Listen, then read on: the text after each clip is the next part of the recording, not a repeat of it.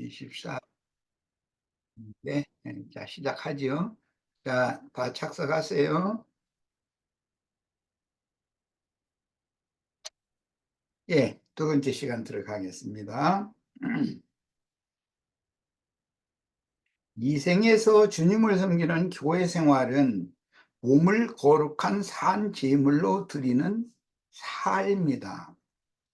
믿는 이들의 삶이 예배인 것이죠. 제사인 것이죠. 그래서 제사장 나라라고 하는 개념에 대한 이해도 좀 우리들이 이제 이런 시간에 명확하게 할 필요가 있는 것 같아요.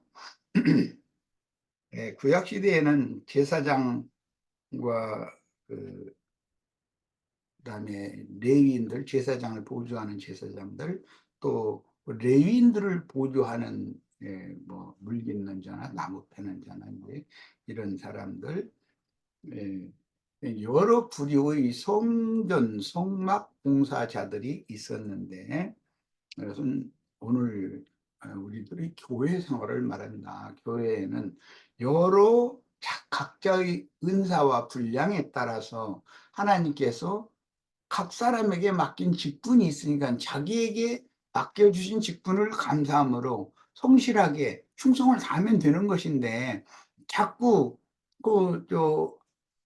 인도자를 이렇게 끌어내리고 지가 뭐그 그냥 막 흔들어대고 싶어 하고 그런 생각을 갖는다는 게 지금 이제 민수기 16장 17장에 쭉 이어지는 말씀이잖아요.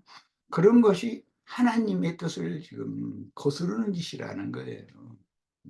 하나님이 아무 생각이 없이 누구를 그 자리에 이렇게 세워놓고 어떤 행정을 경영하실 리는 없죠.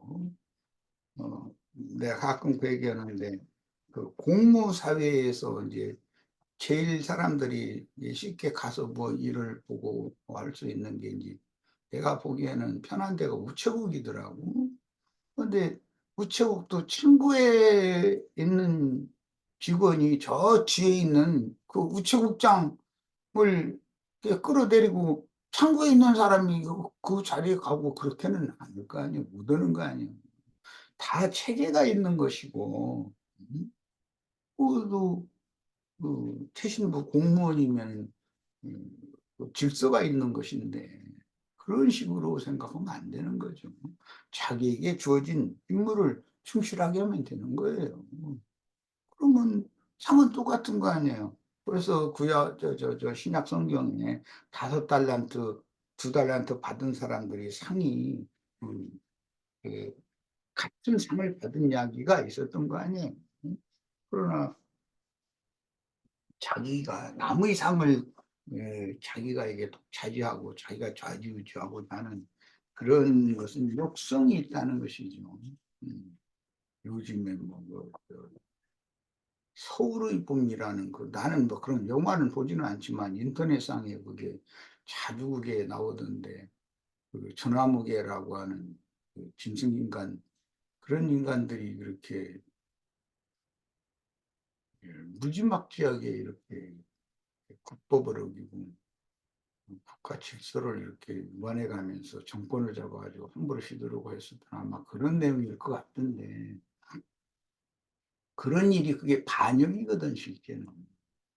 그렇게 하면 안 되죠. 뭐든지 법이 있는 건데 규정대로 해야 되는 거 아니겠어요? 순리대로 해야 되는 것이고. 자, 성도의 영과 혼의 그 영이 함께 하신다면 당연히 성도의 몸은 성령의 조언이 되므로 거룩하신 하나님의 영광을 나타내요. 삶에서 회개에 합당한 열매를 맺는 것이 온전한 구원이지, 마음의 오신 몸을 육체라고 인식하여 이게 이제 영지주의자들이 이런 잘못 인식을 했다는 것이죠. 육적 자아에 의한 이게 이제 육체죠. 혈육의 몸이 범하는 범죄를 무시하는 영지주의 교리를 복음의 진리와 확실하게 우리는 분별할 줄을 알아야 되겠어요. 그의 영이 잘못되면 그의 정신이 잘못되게 마련이고 그 몸으로 행하는 건 다 잘못되는 거예요. 그러나 이제 위선자들은 사람들이 생각하고 있는 의와 선을 행하는 자인 걸로 외식을 하는 것이죠. 거기는 그건 다 속임인 것인데 하나님은 속일 수 없다라는 말이죠.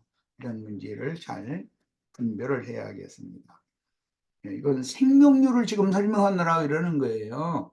영적 지식, 영적, 뭐든지 뭐 툭하면 영적으로 그거 잘 들어야 되는 거예요.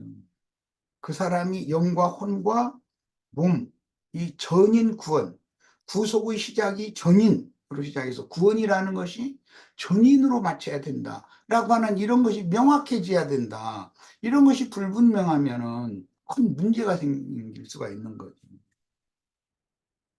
그리스도께서 진리와 생명의 성령이 되셔서 믿는 사람 속에 그 영을 풍성히 부어주심으로 믿는 사람 안에 들어와 한 영과 한 마음이 되고 인격적으로 연합하여 함께 운행함으로 사람을 죄와 세상과 율법의 저주에서 벗어나게 하는 것이 복음의 능력입니다. 이게 이제 생명의 성령의 법에 의한 하늘이 주시는 원리인 것이죠. 그리스도는 그리스도인들의 속에 하나님께서 원하시는 소원을 넣어주시고, 엊그제 우리 뭐 그 형제들이 그 모였을 때 뭐 기도에 관한 이야기를 아마 했던 것 같은데, 기도는 사람이 고안해내고 사람이 꾸며내서 하는 것은 하나님이 받지 않는 기도일 수도 있잖아요. 하나님께서 그 사람에게 소원하는 바를 넣어주시고 하나님의 원하시는 것을 그 사람에게 넣어주시고, 즉 신약 복음에 보면 내가 너에게 무엇을 하여 주기를 원하느냐라고 일단 질문을 하시잖아요. 아니 소경한테 그 질문하면 나 눈뜨기를 원해요. 그 답은 뻔한 거예요. 예수님은 몰라서 그러고 질문하겠어요. 그 말은 나는 네 마음 눈을 뜨게 하기를, 너를 거듭나게 하기를, 너에게 새 생명을 주기를 원한다. 그런데 너는 내가 주고자 하는 걸 받기를 원하느냐? 이걸 지금 질문하는 얘기 아니에요. 그러면 주여 내가 보기를 원하나이다 하면 이게 기도다. 이게. 즉 하나님이 나에게 당신이 원하는 소원을 나에게 넣어주시고 그걸 입으로 시인하게 하는 것, 이것이 기도지. 내가 뭔 막 말을 그 유창한 어떤 뭐 단어들을 열고 해가지고 막 사람 듣기에 좋은 그런 많은 중언부언하는 많은 말을 하는 것이 기도가 아니다. 이런 것을 기본적으로 잘 이해를 꼭 하셔야 되겠어요. 기도가 어, 사람이 일상생활에서도 자꾸 여러 가지의 소원하는 바가 달라지니까 바꿔지죠. 그런데 그것은 무릎 꿇고 종교적으로 이렇게 하는 그것이 아니라도 마음에 품는 것은 마음속에서 주님 이게 나는 뭐 무엇을 보면서 이렇게 좀 해주시기를 바래요 하는 것은 그분이 나에게 그것을 이루어 주실 것을 이미 나에게 그 소원을 넣어주셨고 나의 입으로 나는 주님이 이렇게 해주실 것을 믿어요. 주님께 이걸 맡겨요. 이렇게 하는 말을 하나님의 소원하는 바를 나와 상통이 하나님과 교감해서 상통이 돼서 그걸 입으로 시인하는 것을 하나님 듣기를 원한다 이 말이잖아요. 그러니까 이런 기도에 관한 것도 잘 이해가 있기를 바라요. 모세가 이런 중재 기도를 하는 것은 하나님께서 모세에게 그런 기도를 하게 하신 거예요, 사실은. 그런데 모세는 하나님의 마음과 자꾸 상통이 되니까 하나님이 그 기도를 일러주시는 시는 거죠. 당신은 이미 아무 뭐, 뭐 특별한 뜻도 없이 이렇게 연병이 퍼지니까 수근수근해서 막 이렇게 온 회중에 모세와 아론이 말이야. 음, 너무 심하게 하나님 앞에 구해가지고 저들 말이요. 산채로 그냥 땅 입을 벌려서 수월에 이렇게 매몰되게 하는 저런 건 너무 심한 거 아니야? 이런 얘기가 이제 퍼졌다 이 말이겠죠. 연병이 퍼져서 뭐 1만 4천 몇 명이 죽었다 이제 이러는데 그 연병이 퍼져나가지 않도록 하나님도 그걸 막고자 하는 거예요. 그러니까 모세와 아론에게 그런 소원을 주고 그런 기도를 하게 한 거잖아요. 하나님이 듣기에 하나님이 마음에 합한 기도를 하니까 하나님이 그걸 막아주시는 거예요. 이런 원칙을 이제 이 민수기 16장의 말씀을 통해서 기도의 원칙도 좀 잘 마음에 새겨두시기를 바랍니다. 믿는 이들의 영과 정신을 주장하는 주인은 내가 아니고 그리스도께서 주가 되어 나의 인생을 인도하고 주장하시도록 내어드리고 맡기고 의지한다면 성도의 몸은 당연히 성령의 전이므로, 그러니까 영이 거듭났고 그의 정신이 온전함을 이루었고 건전하다면 그 몸으로 사는 생활이 곧 제사장의 삶이다 이게요. 모든 성도가 이런 제사장 나라가 되는 것을 하나님이 지금 원하는 거예요. 구약 시대에는 제사장 제도가 따로 있었지. 그런데 그건 하나님 원래의 뜻이 아니에요. 그러니까 옆에 어떤 지체가 어떤 문제가 있으면 정죄하는 눈으로 먼저 바라볼 것이 아니라 하나님께서 그 지체를 바라보는 관점, 그 지체를 어떻게 불쌍히 여기시는지 이런 것을 우리가 이제 영으로 상통이 돼야 돼요. 내가 이제 전에 그런 얘기를 할 때 하나님의 영과 나의 영이, 하나님의 그 마음과 나의 마음이 일치가 되어질 때 내가 주님의 이름으로 기도를 하는 거예요. 주님께서 그런 기도를 하게 해 주신 거예요. 내가 주님의 이름으로라는 건 주님의 성품과 인격이 내 자신이 그렇게 되어져 가지고 주님의 뜻을 아뢰는 거예요. 이제 그러려면 주님께서 나에게 내가 너에게 뭘 해주기를 원하느냐라고 질문 형식으로 주님이 먼저, 그 말은 내가 무엇을 구해야 할지를 주님이 나에게 소원을 다 미리 넣어주신다는 거예요. 그것은 주님은 그 문제를 그렇게 해결하기를 원하고 계신다라는 뜻이거든요. 이게 제사 직분인 거예요. 자, 오늘 이 문제도 좀 명확하게 해야 되겠어요. 자, 영은 죽고 마음의 생각은 극도로 부패한 옛사람의 선한 생각이나 옳은 주장을 따르지 말고 진리와 생명의 성령께서 인도하시는 가르침을 따르는 새 사람으로 삶으로 진리 안에서 성령을 따라 행하는 교회 생활을 가르치는 것이 성경의 중심 주제입니다. 실제 영과 혼과 몸으로 이루어진 구속받은 사람의 구원은 영이 거듭나서 혼은 변화를 받음으로 구원을 이루며 몸의 행실은 죄와 세상과 육체의 율법을 이기는 생활로 나타날 때만 그가 온전한 구원을 받은 것이지, 그 영이 되신 주님께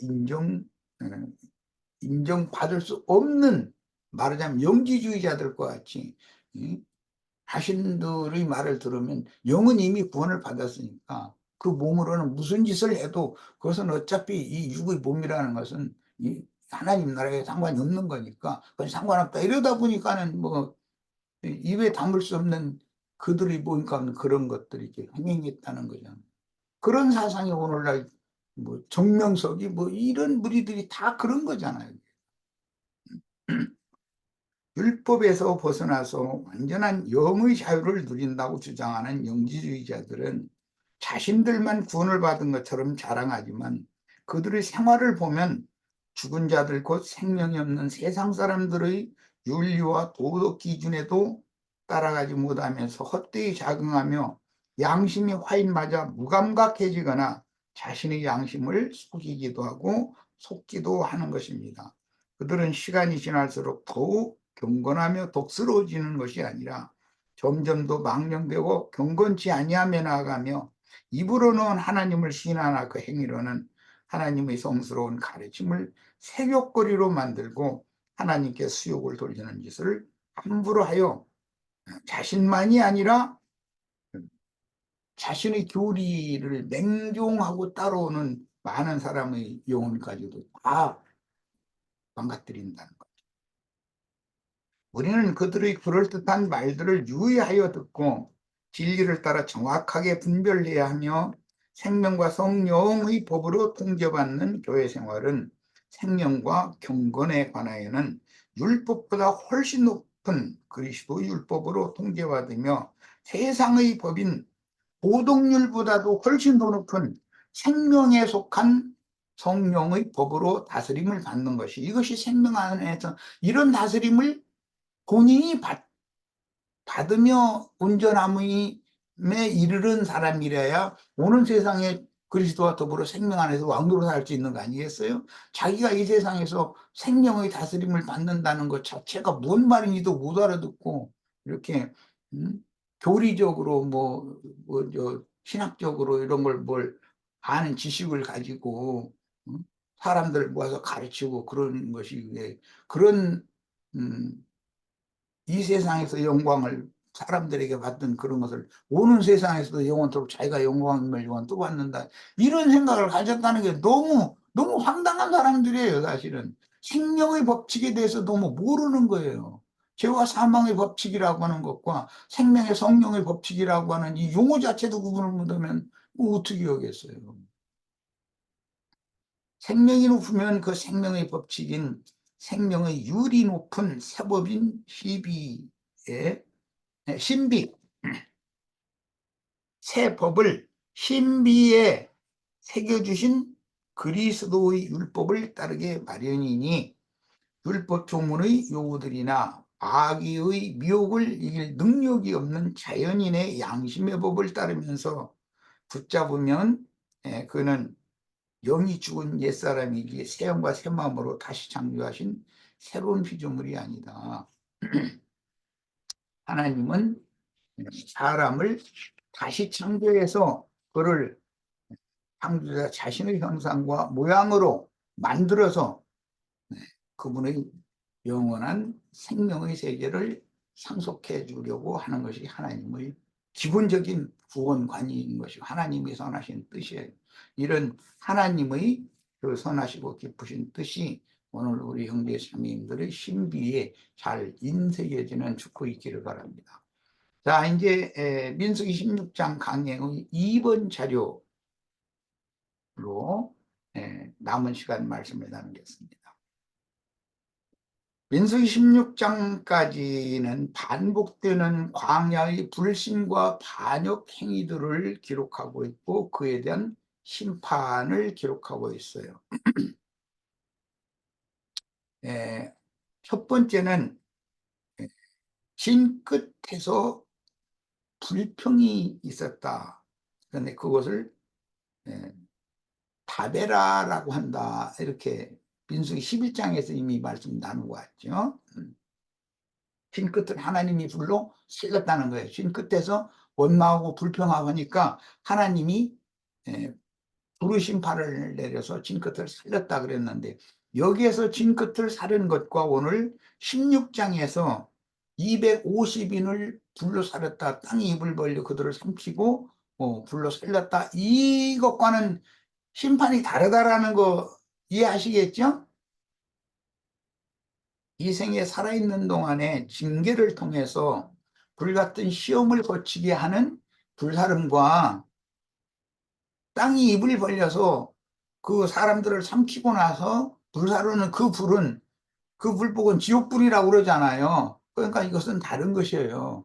우리는 이 생에서 이 불같은 시험들을 거치면서 자꾸 온전케 되어져서 최종적인 이 불못의 심판을 피할 수 있고 또 거기서 빼내심을 받고 건지심을 받는 것이 구원이란 말이에요. 구원이라는 용어는 빼낸다는 용어도 있어요. 물론 고친다는 용어도 있고 그것도 구원을 말하는 거예요. 뭐 눈 고쳐주시고 뭐 문둥병을 고쳐주시고 등등 이게 다 치료해 주시는 거예요. 그거 이제 구원한다는 말이에요. 또 위경에서 건져내는 거 그런 것도 구원이라고 그래요. 그러니까 구원이라는 개념이 여러 인생사인 여러 일들이 있으니까 거기서 건짐을 받는 거예요. 하나님 앞에 보호를 받는 거예요. 자, 두 번째 소동은 그다음에 또 고역이 있었는데 이건 섞인 무리의 탐욕을 동조해서 애굽에서는 외와 마늘과 부추와 이런 걸 먹고 우리가 고기 까마귀 때 있었다. 우리가 여기 광야에서 고기 먹고 싶은데 이제 이러면서 탐욕을 부렸는데 그 메추라기 고기를 이렇게 막 원 없이 이제 줬는데 그 고기를 굽떠서 말리는 얘기 나오고 이제 이렇게 기부를 했다와 해서 그 기브롯 핫다 아와라는 게 육신의 육의 무더기가 되게 했다라는 말인데, 그것은 그 탐욕을 품은 자들의 교회, 종교 집단을 따로 분별하는 것을 상징하는 것이에요. 그러니까 이 탐욕의 부리는 세상 교회 뭐 땅에 속한 것, 육에 속한 것 이런 것들을 그냥 아까 내가 기도 얘기를 했는데 하나님이 생각하시고 원하시는 것을 구하는 것이 아니고 하나님과 일치되는 주님의 이름으로 기도를 하는 것이 아니고 마귀의 이름으로 막 기도를 하는 거예요. 세상 신의 이름으로 세상과 세상에 있는 것들을 이것도 내놓고 저것도 내놓으라고 막 하나님 빚쟁이처럼 이렇게 그들을 딱 모아버린다는 거, 모아서 무더기를 삼아버린다 이제 이랬는데 단으로 묶는다 이런 표현도 거기서 나오는 말이고, 이게 이제 기독교 기회가 다 그런 상태가 되는 것이고, 기부로 닿다와 육의 무더기다 이게 육뱅이들이다 그러죠. 에, 섞인 무리에 관한 이야기는 느헤미야 13장 3절에 보면 이제 인용을 했습니다. 백성이 이 율법을 듣고 곧 섞인 무리를 이스라엘 가운데서 모두 분리하였느니라 그랬어요. 예, 느헤미야는 총독이죠.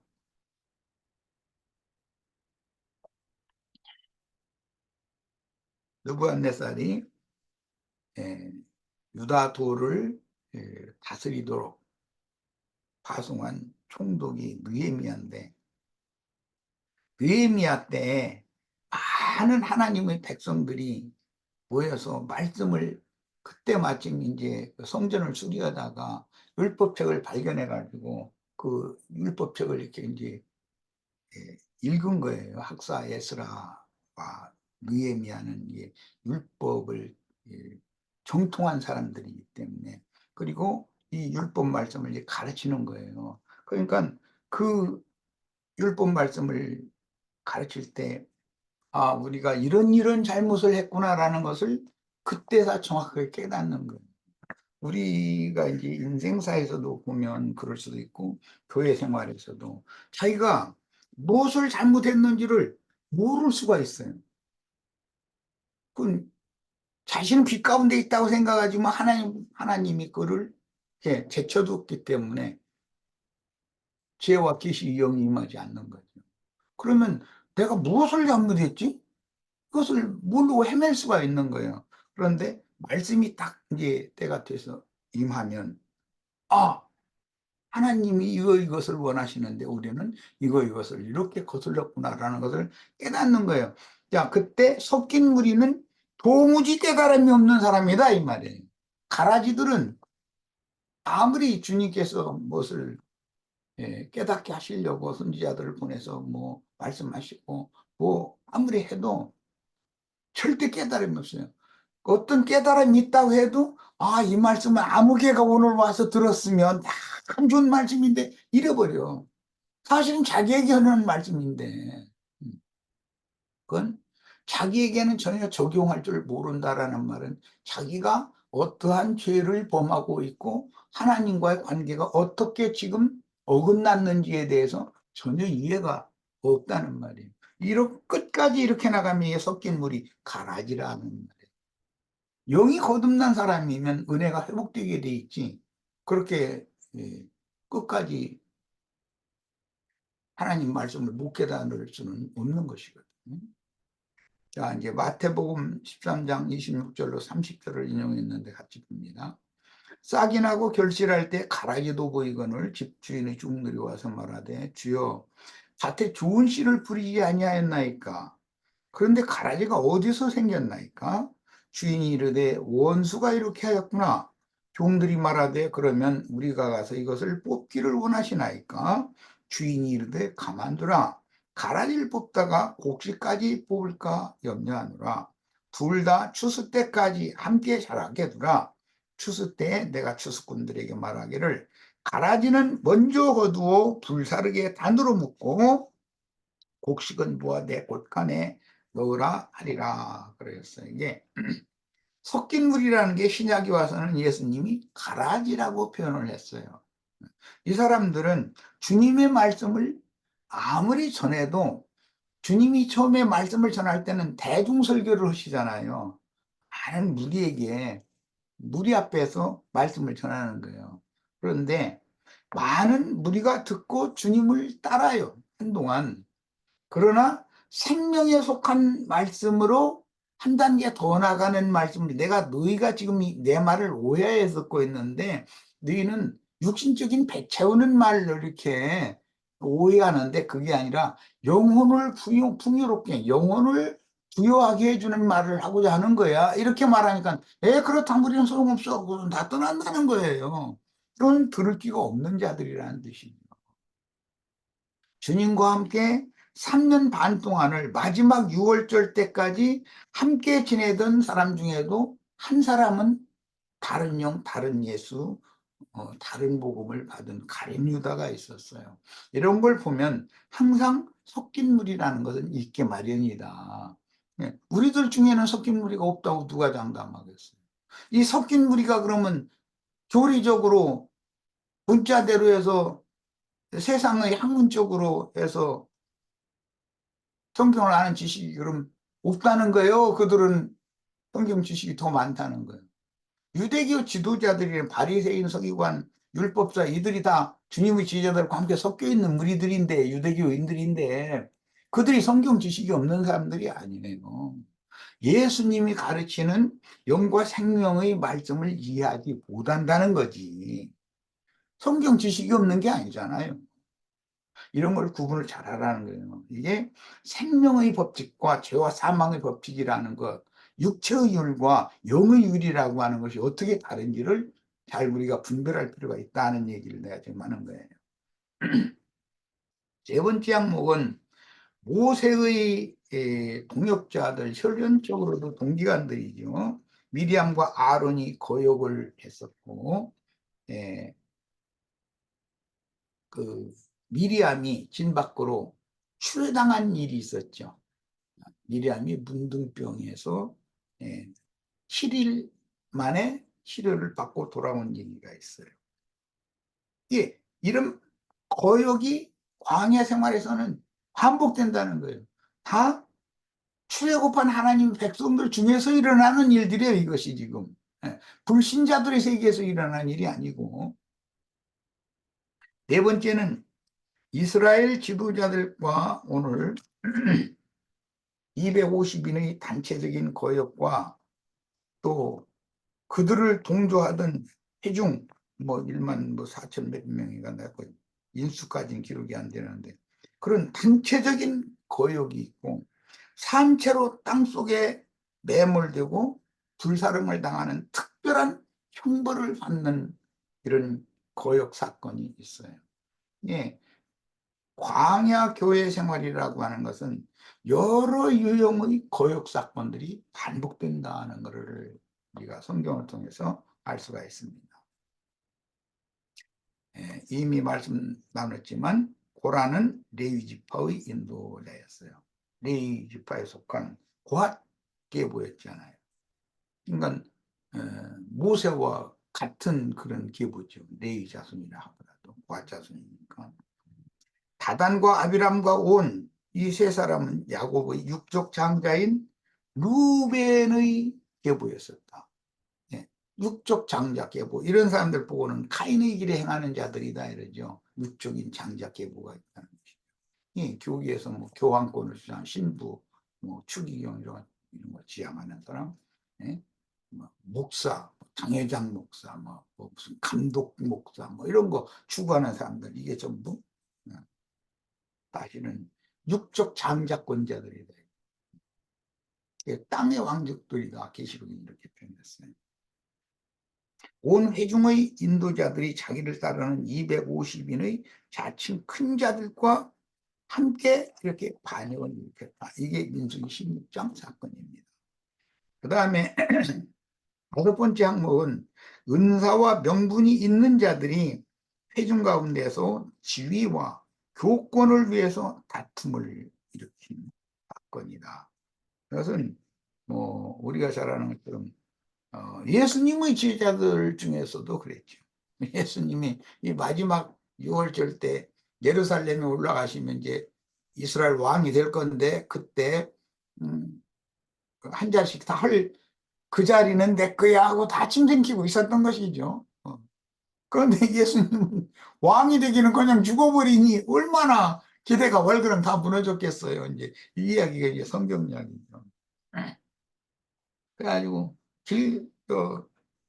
예수님은 죽으러 올라가는데 그 이제 이미 말씀도 하셨고 내가 이번에 예루살렘 가면 장로들과 서기관들과 이런 사람들한테 반역당해가지고 고난당하다가 결국 내가 이제 죽는다. 죽어도 난 아주 죽는 게 아니고 사흘 만에 부활돼가지고 너희들한테 나 다시 올 거다. 이제 이런 얘기 그 예수님 말씀하셔도 그 안 들려. 그 얘기는 안 들리고 이번 예루살렘에 올라가서 예수님 왕 되면 좌편 우편 자리는 누구 거냐 이거에만 집중하고 있다 보니 예수님이 아무리 그 얘기를 해도 안 들리는 거예요. 이게 인간인 것이죠. 그런데 이와 같이 민수기 16장에서도 은사와 명분이 있는 자들이 회중 가운데서 지위와 교권을 위해서 다툼을 일으켰는데 제사장 직분을 구했고 여기는 이제 대제사장의 권위, 아론의 권위를 자기도 할 수 있다 이랬다는 말이고 하나님이 세운 권위, 즉 모세에게 하나님이 특별한 권위를 맡겨가지고 이 백성을 출애굽을 시키게 하고 인도를 하게 하셨는데 하나님께서 세우신 사실은 부정해버리고 하나님 우리와는 함께 계시지 않느냐 하나님 우리와는 말씀하시지 않느냐 이래가면서 어떻게 너한테만 특별한 얘기를 하고 우리한테는 얘기 않겠느냐 뭐 이런 식으로 그 한면에서는 맞지요. 그들과도 말씀하시죠. 그들 중에도 함께 계시고. 예, 그러나 하나님은 그분의 목적을 위해서 이런 증인으로 인도 직분을 맡겨서 세우신 사람이 있다는 것이에요. 어느 시대든지 그 시대의 그 세대를 위해서 증인들을 항상 세워두셔요. 그런데 그들은 복음과 함께 고난을 받는 것이 너무 그건 당연한 거예요. 그들은 하나님의 나라를 추구하는 자들이고 하나님의 나라로 사람들에게 전도를 해서 이끌어가는 사람들이고 어떤 회중 가운데서 종교적인 권위를 추구하는 자들은 하나님 나라는 입에 붙은 소리일 뿐이고 실제로는 땅에서 지가 왕노릇 하고자 하는 야심이 강하다는 것이죠. 그러니까 계시록 17장 18장에는 땅의 왕족들이다. 음녀 일곱 머리들. 짐승들이다. 땅에서 올라온 짐승들이다. 이렇게 말하잖아요. 그들은 바다에서 올라온 짐승의 앞잡이가 되어져 가지고 그 하나님의 백성들을 유혹하고 그 하나님의 많은 백성들을 통해서 영광받고 그런 짓을 합니다. 거기다 대고 또 뭐 치부한다 그랬는데 무역해가지고 치부한다 그랬는데 강대 땅에서 설교만 하면 돈은 계속 나오니까 치부를 해서 잘 살죠. 그런데 자기 할 일 마치고 죽게 되면 자기 그렇게 잘 살았으니까 됐잖아요. 그런데 그걸 또 요즘에는 또 그 예배당을 또 제 육신적인 아들한테 이렇게 상속해 주려고 그래가지고 문제를 일으키고 이래서 같으면 이게 사람의 욕심은 한도 끝도 없는 거예요.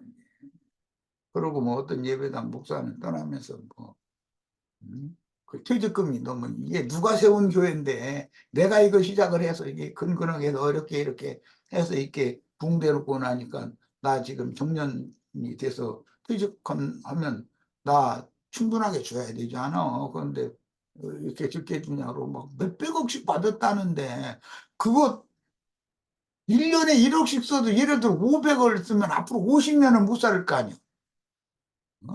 1년에 1억씩을 막 묶어서 막 써버려도 그런데 그보다 더 많이 받아서 어디다 쓰겠다고 그러는지 난 그걸 또 모르겠어. 그 사람은 쓸 데가 있는지 모르지만 나 같으면은 글쎄 1년에 1억은 고사치고 간에 뭐 5천만 원만 막 써보라고 해도 5천만 원 난 쓸 데가 없어. 한번 줘보세요. 쓸 데 있는지 없는지 좀 시험 좀 해보게. 미안하자며 웃는데 5천만 원 내일 보내. 한번 시험해 볼게 내가. 1년에 5천만 원 쓸지 이거 쓸지 한번. 이렇단 말이에요. 5천만 원을 쓰려면 한 달에 400만 원을 넘게 막 뿌려 써야 된다는 거잖아요.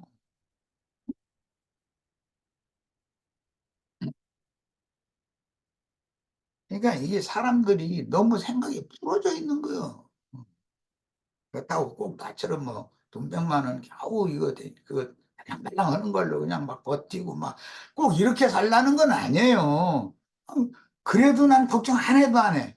아이들이 가끔씩 아빠 뭐 무질하는 거 없어. 그런데 무질하긴 내가 왜 무질하냐. 나 너희한테 손 안 벌려서 하나님 주신 거 잘 산다. 막 얼마나 자신 있게 대답을 하게 이렇게.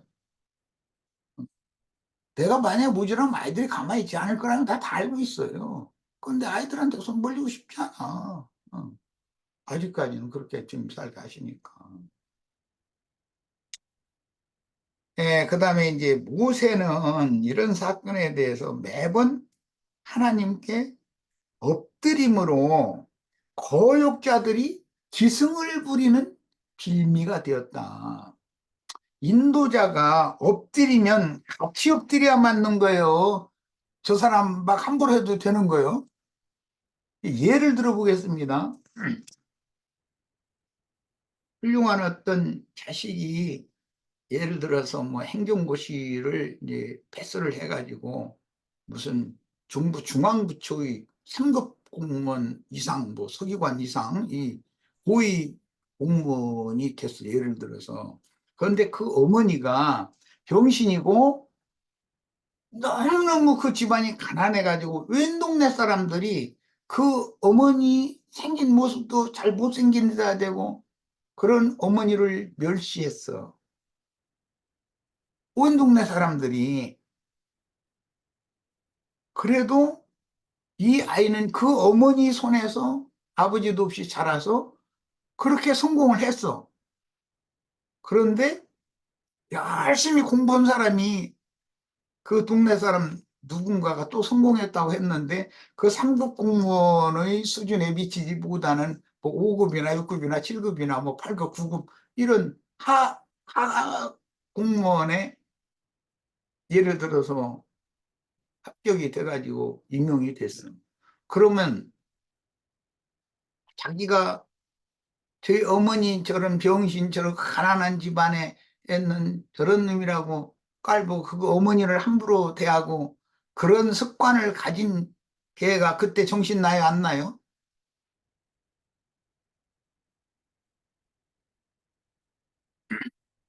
그 아이는 항상 자기를 얕잡아 보는 말을 하는 것도 주먹이 자꾸 쥐어지는데 툭 하면은 동네 사람들이 자기 어머니를 고개를 돌리고 자기 친구들까지도 네 어머니는 이렇고 저렇고 흠잡고 이렇게 할 때 어떻게 할 수는 없지만 주먹을 얼마나 이 뼈가 부스러질 때까지 주먹을 쥐고 그랬겠어요. 뻔한 거잖아요. 그랬는데 그 동네에서 제일 그래도 잘 나간다는 애가 그 사무관 밑에 발령받아서 들어가면 그래도 왜 어머니였다고 그 말이 나와요? 친구라고 함부로 해줘요?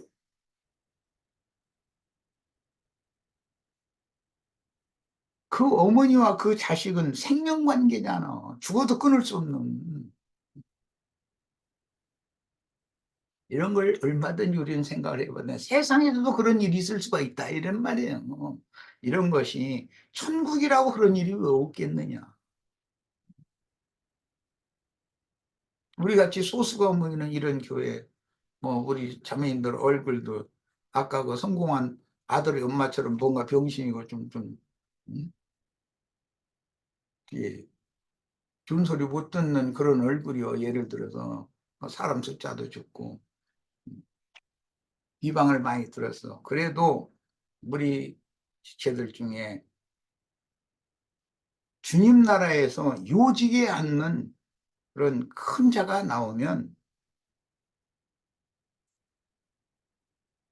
기독교계의 자칭 큰 죄 하던 자들이 어느 날 부끄럼 당하는 날이 오지 않겠냐 이 말이에요. 주님은 이것을 꿈꾸고 계세요.